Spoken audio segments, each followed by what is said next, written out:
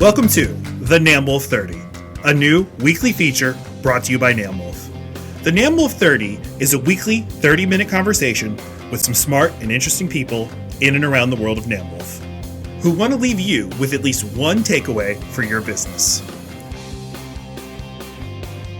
Are you ready for the NAMWOLF 30? It starts now.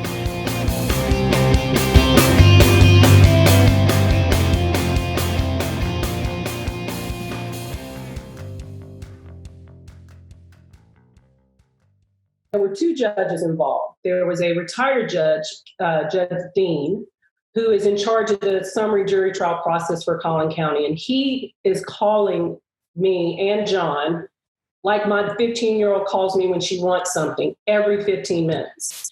And I finally picked the phone up and he's like, the judges ordered you all to go to the first live summary jury trial. And we're like, we have an order right here that says we're not going till July. And literally, while we're on the phone, here comes an order that says that we have to get ready for a summary jury trial in a month and a half. And our case is not even ready to go to a summary jury trial. So we had to do it. And so we just learned on the fly regarding the Zoom, because at that point it was, John, was that in late March, I think? Early April? Yeah. We were ordered late March, early April, and the actual summary trial was mid-May. So it was still very much in the infancy of us all getting used to doing things virtually. Yeah, like we were just getting accustomed to sharing documents on Zoom, and now we have to do the summary jury trial. And then we got information about how the process would roll out literally the Friday before the Monday that we did the presentation. And so there were two judges involved. There were Judge Dean, who was the presiding judge over the proceeding.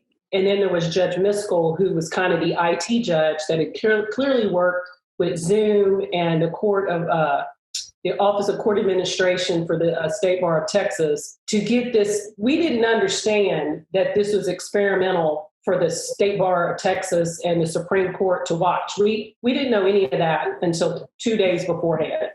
And we didn't even know that we were doing voir dire until, and that's how we say it in Texas, voir dire. We didn't know we were doing it until that Friday afternoon, I think at 5:30, we found out that we had to do voir dire on Monday morning. So we just kind of, roll the ball out, you got to play. That's kind of how we did it. And our preparation tactic was really to try to eliminate any chance that the internet or the virtual process messes it up. Really, it was, we want to present as much solid evidence that doesn't require us actually doing things on the computer during the presentation. So what we did as far as witnesses, we decided not to bring any witnesses live. Luckily, we had our experts for this case canned with video testimony. So we were able to present that with pre-recorded cuts of the depositions rather than present a witness live. On the other hand, the plaintiff did present live witnesses, which felt a little more challenging. So one thing we realized as we went through it is, in preparation, if you are doing a Zoom jury trial, I think it's probably best practice to really get things as solid as possible to where you're not going and pulling a document and showing it to the jury live. You really want to have everything kind of a process to make it go more smoothly. Yeah, we put everything into a super PowerPoint is what we called it. So the way we put it together, it's different than a trial. So we had 15 minutes of voir dire at the beginning. And so we had opposing counsel, obviously plaintiff did voir dire, and then we did voir dire. And then each side had an hour and a half to present their case to the jurors, because those were real Collin County jurors. If we really were down in Collin County, those were the jurors that would have showed up. And so we had to go through the process of figuring out in that hour and a half, how are we going to keep their attention about a commercial piece of property and keep them engaged, because they're watching this like all the viewers are watching it. If I stop talking, somebody will look up like, what happened? Did the internet just go out? Because we're used to the, and so we really thought of it as a production. And so there wasn't a bunch of making sure we're sharing and everything. And there was a really good contrast between the way plaintiff ran their presentation, and we did. They used trial director, which was a bunch of fits and starts of getting things up. And you could tell the jurors were kind of, because they're at home laying on their couch, kind of looking around, whereas we were kind of in action trying to keep it moving. Let me just chime in real quick. As far as the jurors, so these jurors are your county residents, they're sitting at home and they're part of the jury pool. Did you get questionnaires beforehand so you knew who these jurors were? How did that work out, Amy and John, where you actually had some information about who these jurors were to kind of vet them? Yeah. So what happened is they impaneled a jury. I mean, they sent out summons to the jurors months in advance. I think it was the day that they told us we were going to do it, because Judge Dean told us we've already sent out the summons, so it's happening. And so they sent out the summons, and then they did a weeding out process of making sure the jurors had internet access, could be away for 8 hours, and would be undistracted by kids or dogs or whatever. And so that is the John, how many people did it end up being? So we had, I think, 28 that ended up being in the panel, and we were able to do jury selection with groups of 15 at each time. And these jurors were allowed to even use their phone. They had to have a phone, tablet, or computer. And one of the questions was, you have to ensure that you have enough data. So that was one of the eliminating processes for these jurors. And we ended up with 28, and then we did jury selection with 14. Mm-hmm. And we did get, before that morning, probably like you do in a busy court, maybe 30 minutes before the presentation, we got the juror information, and we were able to review it and go through it so that we could, if we went through the strike process, we'd be ready to go. What about in preparation for selecting these jurors? What advice do you have for our audience members? Because it seems if they're going to go through this process, you're going to have them right there on the screen. You're going to know which ones are paying attention, which ones are not. Do you suggest having the help of a paralegal, another colleague? If you're doing the questioning, Amy, maybe John was sitting there and he was focused on their face, focused to see what kind of reaction they had to your particular questions. How did that play out? So I'll tell my part, and then John can say what he was doing. So, we had a screen of all the Brady Bunch boxes, and I really tried to treat it like it was a kindergarten class where I'm trying to keep everybody's attention. So I'm asking questions and I'm getting them to raise their hands. And then if I see someone smug, because just like, unfortunately for people watching, we're so close to you in these screens, you can see their expressions and their smirks and I don't really agree with that movements. And so I would just immediately go, so Nelson, I don't think you agree with me. What's in your head? And then you would say it. And then I'd ask, Jane, come on, what you got to say about that? And I really wanted to make it into a conversation. And to keep it, again, I think they were even looking at it more like they're watching an episode. They're in an episode of Law and Order. So it needed to be kind of seamless and to keep their attention the whole time, in contrast to plaintiff's counsel, who did the normal, how many people own a house? Who owns an apartment? And it's just, they were just like, oh, here we go. And so we just try to keep it animated, but I'll let John talk about what he did. Yeah. And so that whole time, the Zoom jury trial process actually kind of provides an advantage where I was able to have on my second screen the jury questionnaire and all the information. And as the jury selection was going, I could really look closely at the jurors and see who was making certain faces and had certain reactions. And luckily, in our case, the Judge Miskell, did a very great job of handling the technology. For example, she labeled each juror in their box with their name and their juror number, which was extremely important. And if this process were to go through that again, you almost have to have that because there's no spatial relationship. You can't say, just because they're on the left side of the screen, that means that they're juror 1 or 2. They're all over the place. So you have to have them numbered and you have to have their names.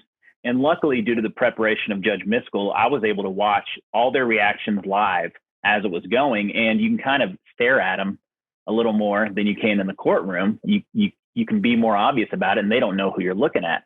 So it really provides a good opportunity to see all of the jurors. Yeah. And additionally, you can really get in there.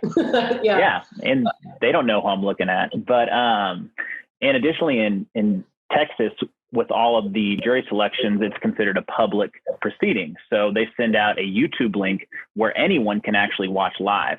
So you could even have a client watching and giving you feedback that wouldn't normally be there in the courtroom. So there are some advantages to it. And that's kind of what my process was like during the jury selection. Hey, Amy, I have a quick question for you. So what challenges would you say you had doing the Zoom jury selection as opposed to a jury selection where you're there in front of the jury panel? I think that it's like you're acting. You really, the pressure is on to be perfect, like you're actually acting out. Whereas when you are in the courtroom, there is that, court to me feels like church. Everybody's on their best behavior.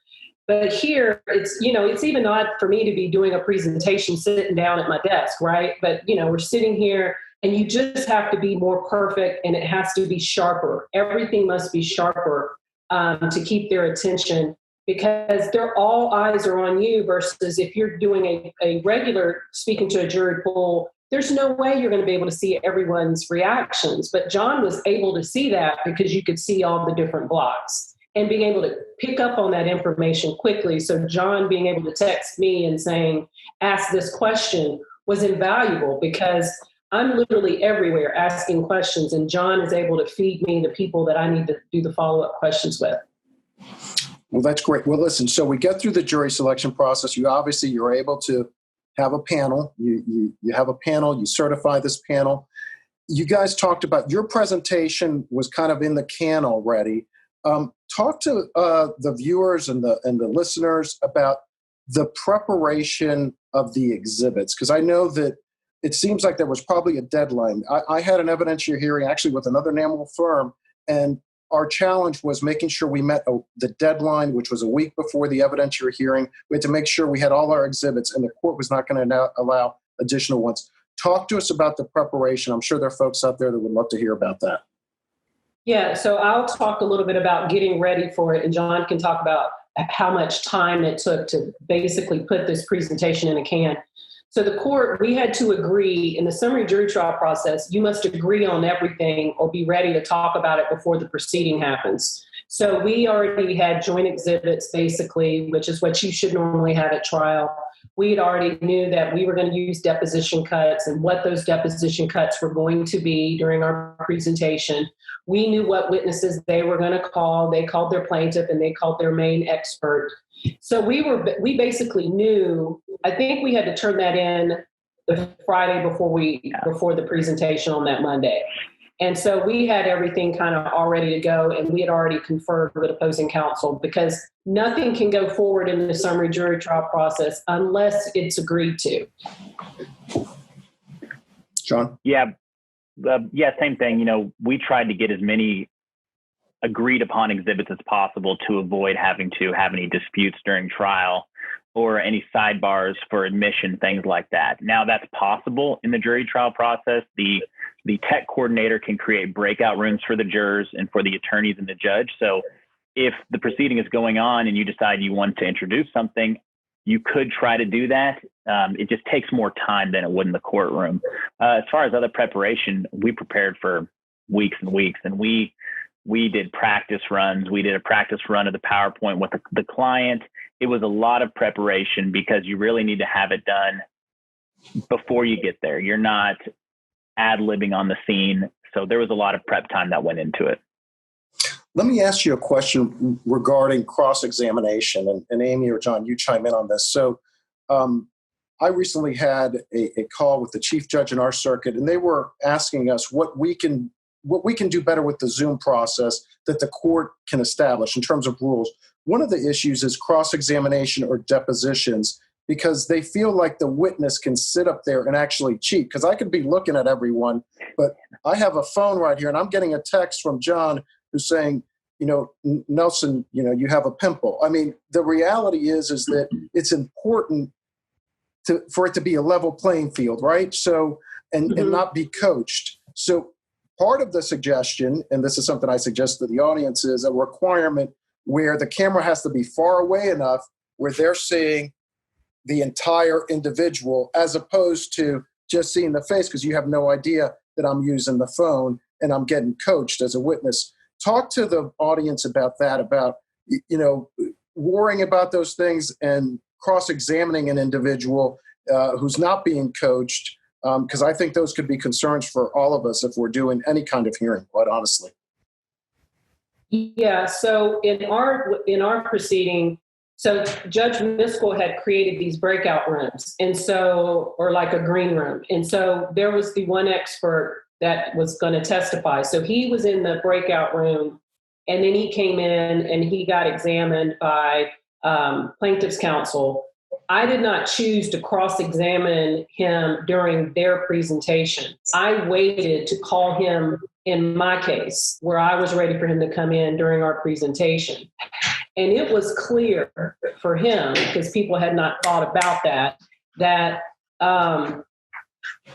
no one was coaching him. No one was saying anything to him, because when he showed up, I asked him the softball question and he hit it across for us regarding, did he know X about the property? He was like, I didn't know anything about that. So he clearly was not coached, because if he was, he wouldn't have said that. But what I've proposed in depositions that I've had is exactly what you said, Nelson, that instead of you seeing me from here up, the screen has to be, and I have to be able to see everything in front of the witness during a deposition or during live testimony during a hearing.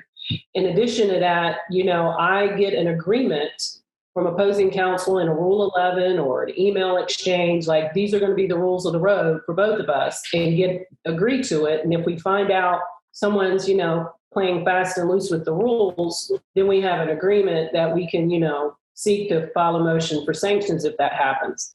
What I also have done with witnesses is that, some of these, we have a lot of documents and we want to have the witness have the documents. So one other thing I've done is to send a notebook of the exhibits beforehand, sealed, so that on the record, it could be there. So for example, pushback and there's on the desk, then there's a notebook that's in an envelope.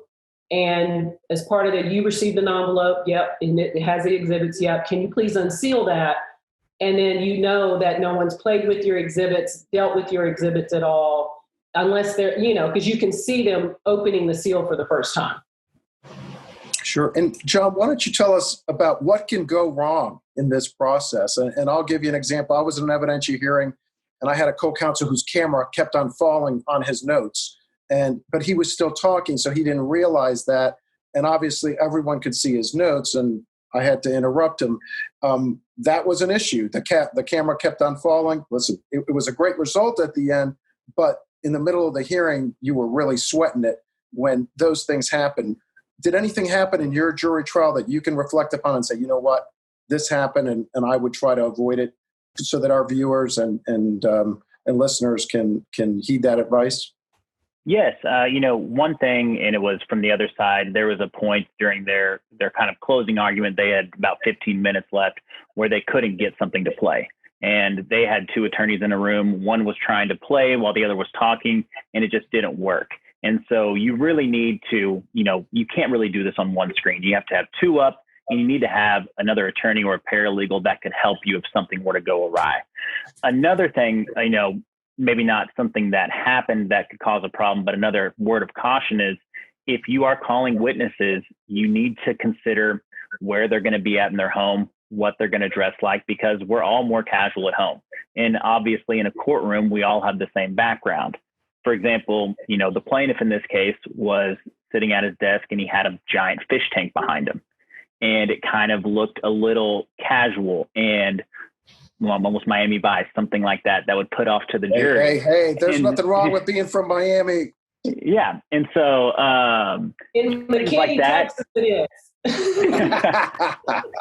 And so, something to consider, if you have a uniform background, maybe the virtual, the fake backgrounds, and the same for each person on your team.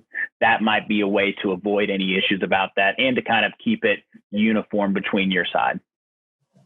That's great advice, and I hope people are taking notes because that's really good advice. And to kind of touch upon that, Amy, it seems like witnesses would feel much more comfortable, jurors and witnesses, much more comfortable in their home.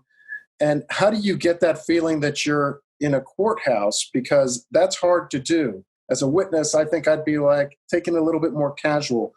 It really, I think, would require a lot of prep. I know in your case, you had a lot of the witness testimony in a can, and maybe that's one of the suggestions, but tell us a little bit more of how you address those issues. Yeah, so, we're still rocking and rolling with virtual depositions now, and, we don't know what's going to happen. Like, we don't know, and I keep telling people, you may want to start videotaping your depositions because we may have to start trying cases using the video, the deposition clips. We use that already if the witness is unavailable. Well, the witness may be unavailable because they have a health condition that even once we are able to go back to the courthouse, they can't for whatever reason. So one thing that I do, one thing I've done with witnesses already is I literally have them with their phone walk around their house so that I can find somewhere that's well lit. And then I tell them to put their back to that and then stop and then get a card table and put it right there. And this is going to be your desk for the deposition so that all this stuff and noise in the background is not distracting to, opposing counsel or if we're going to need this for jurors. That was one thing that I did not anticipate going through the jury selection was that I got lost in the looking at their homes and trying to gather intel about who they are based on, that big, huge star in back of them. It's like, uh-oh. So, you're just trying to figure out who people are from their backgrounds. Yeah. Well, Amy and John, this has been great. And I think you've been given some great advice, but I'm sure everyone's on the edge of their seat. So who won the trial? Well, we cannot tell you that because this was an ADR process, which means it was confidential. But I will say we did well. There you go. So the mystery's been solved as far as I'm concerned. So we do have some questions, and we are hitting our time limit. So I want to quickly I want to encourage our audience to. I'm looking at chat as well as a Q&A. We did have a couple of questions in chat, and I'm going to go ahead and ask them. And Amy and John, our two superstars, either one of you can answer this. So the first question, which comes from Tara Moxley, is were the two of you in the same place during jury selection? If not, how did you decide to handle communication with each other during jury selection? No, we weren't. John and I were separate. And there was a vulnerability I felt. That's my Brene Brown hit. Any webinar I do, I must bring up Brene Brown. But that was a little bit of my vulnerability is that I didn't have John there giving me sticky notes. And I had to rely on technology. And so, no, we were not together. And it was basically text message and going through and they would be answering a question and I would be, oh yeah, that's great. That's great. Okay. John wants me to ask this question and then go right into it. And there is the chat option and you can make it private on Zoom, but you don't trust it when you're sitting there with the judge and the jury there that so you almost have to go through text because I would be too scared if I tried to do something in the private chat that I'd broadcast it to everybody. That's great advice from both of you. So our next question comes from Richard Amador. Did all potential and actual jurors use their own computers or devices? Were there any issues with them being able to see exhibits on a smartphone screen? Great question. Go ahead, John. Yeah, they all used their own devices. I think we had one or two that were on phones. And if I remember correctly, there may have been someone in the jury selection that asked to have something emailed to them. I'm not for sure because they couldn't quite see it on their phone during the broadcast. But otherwise, everybody could see everything. The only issue is some jurors didn't quite catch it at the beginning that they needed to stay sitting. And when you're holding a phone or a tablet, you can walk around. For example, one guy just decided to walk out into his backyard, But at least he didn't go to the bathroom. exactly, Right. we didn't have any issues like that, which we're very fortunate. So, but yes, they all use their own devices. Yeah, and Great. the only issue that I have to give, even though we were kicking and screaming to do this, I have to give Judge Miskell just a lot of kudos for being able to shuffle the jurors into different breakout rooms. So I don't think we've talked about this, we had 2 sets of jurors. So we got to hear from 2 different jury panels, or jurors. And the only technological issue we had was one juror could not figure out how to change her phone from portrait to landscape or landscape to portrait. And at one point, and it felt very formal because there were judges with robes on, but we all started giggling because at some point she turned all the way upside down and she was upside down in the square for a while until she could figure out how to get herself back upright. So that was but that was kind of funny. So. That is funny. So let me give you our next question, and I think you've answered this. This comes from Cheryl Diaz. Were you able to see the jurors during your case presentation? Yeah, John, you can talk about that. Yes, we were, which is nice.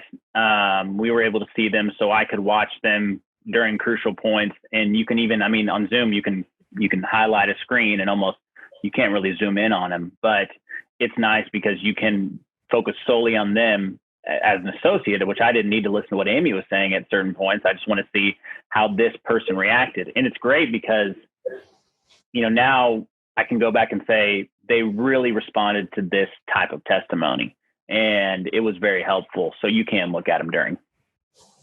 Yeah, and during this process, just like we all as trial attorneys, we were able to talk to both of the jury panels at the end. And so we got, feedback from them in regard to all the trial themes that we were trying out. We had a few that we, threw out there to see if they would fly. And, they gave, as jurors will be, they gave a lot of feedback and they stayed around for quite some time. I think it was like 20, 30 minutes for each group getting all the information. Okay, so way more feedback. Oh. I'm using a prop for this question. How much do you talk to the witness about not having interruptions from kids, pets, etc.? And this is Lucky Duke, for those of you who are wondering. And he was interrupting me down below. So how much do you talk to them about not having interruptions from kids or pets? You're talking about the jurors in the summary jury trial, or that's a question from Speewee Jefferson. So how much do you talk to the witness about not having interruptions from kids, pets, etc.? Which goes back to the question I asked. You got to take this thing seriously. And if you have a pet, this is a well-behaved pet, but if you have a small child, what do? They're going to interrupt you potentially. So do you talk to your witnesses about that? What's your suggestion? Yeah, I don't leave anything to chance. So I talk about, like I said before, I have them move their laptop around and figure out where's the best lit area, and then you stake your claim right there. I talk about what they're going to wear. Here in Texas, we have a lot of guys like John growing out the growth here. So I talk about that, and I tell them, I was like, this is going to be recorded forever.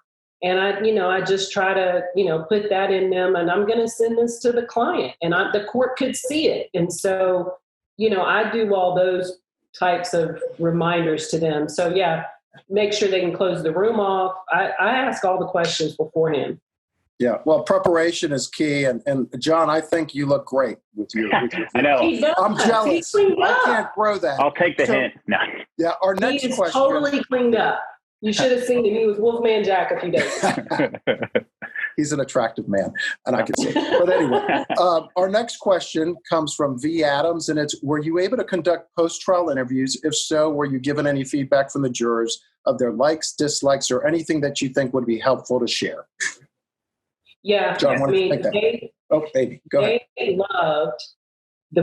They loved jury selection from their couches.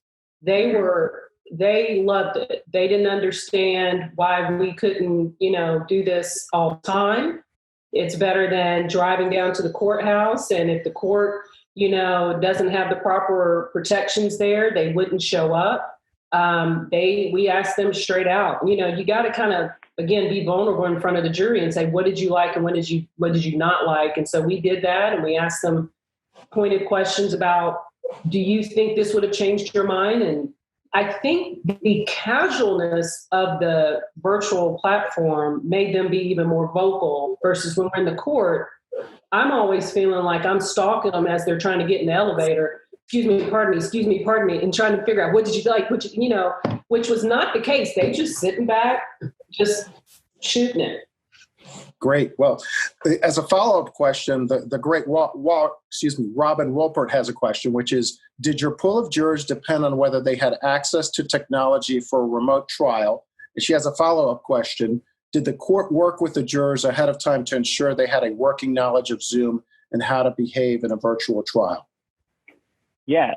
So the pool of jurors does depend on remote access. And that's one of the issues with these. And I think some jurisdictions may not be willing to do it because there is a limited jury pool. You're going to cut off a portion that doesn't have the access to do it, whether it's Wi-Fi, unlimited data, and maybe there's in some cases where you can set up virtual ports. I've even heard that discussion pop up where people could drive and sit in their car and use a Wi-Fi from a virtual port, but it does limit the jurors. And then in your second question, to my knowledge, they didn't do any sort of practice with Zoom to make sure the jurors knew how that worked, but they did add admonishments saying, you're working from home, you're doing this from home, make sure you don't take any calls. Treat this like a courtroom. Do not let anybody in the room. When you go, if we have breaks, don't go talk to your kids in the next room. Really treat it like you're in the courtroom. And I think for the most part, the jurors listened to that. They seemed focused. And when we talked with them afterward, it was clear that they paid attention the whole time, which during it, I wasn't quite sure because like Nelson said, you can pull up another screen on your phone or your computer real easily. But I think the strict admonishments from the judge beforehand and having the judge there present on screen with a robe also helped.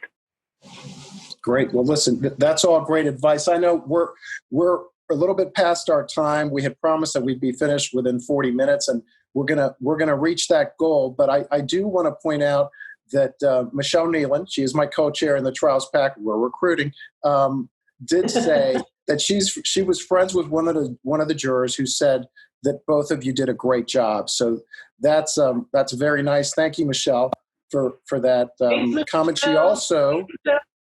She also has the, for those of you that are interested in the trial, apparently she has the YouTube link there in our chat, and maybe we can even follow up. And this is, again, another shameless plug for the Trials Pack. We're going to go ahead and we're going to put it on our website, or if you reach out to myself or to Michelle, we'll send you that link, and you could see Amy Stewart and John Stone in action. So listen, guys, thank you both. I think we know why NAMWOLF is just the best organization. We have great trial attorneys like Amy and John, superstars. Thank you for all the questions from our viewers and listeners. I hope you got something out of this. Like we said, I hope that you take away a nugget about preparing your witnesses, about preparing documents for trial, about making sure that that you have the opportunity to have the right technology. Make sure that you have the assistance of someone. There's a lot of lessons to be learned here. And I just want to thank you. We got Robin, who's saying, great job. Thanks for sharing. I hope that all of you that are listening will come back to the NAMWOLF 30. And please, when you think of Texas, think of Amy and John and the Stewart Law Group. We want to always feature our NAMWOLF firms. And if you're an in-house counsel, think about them. Hey, think about ROIG lawyers in Miami for that matter, right? I was going to say, while you're thinking. While you're thinking. But anyway, listen, thank you all for joining us. Be on the lookout. A special thanks to Jane Collada, who put up with all three of us as we were preparing for this. So yes, kudos to Jane. And as always, thank you to Joel Stern and the leadership, and to all of you. We hope you gained a lot from this. And if you have any questions, follow up with Amy, follow up with John, follow up with myself. Thanks again, and everybody stay safe out there. We're all in this together, as we say, and we really are. And sign up for the annual. Please sign up. Absolutely. If you haven't signed up. Thanks, everyone. Have a good one. Thanks again, Amy. Thank you.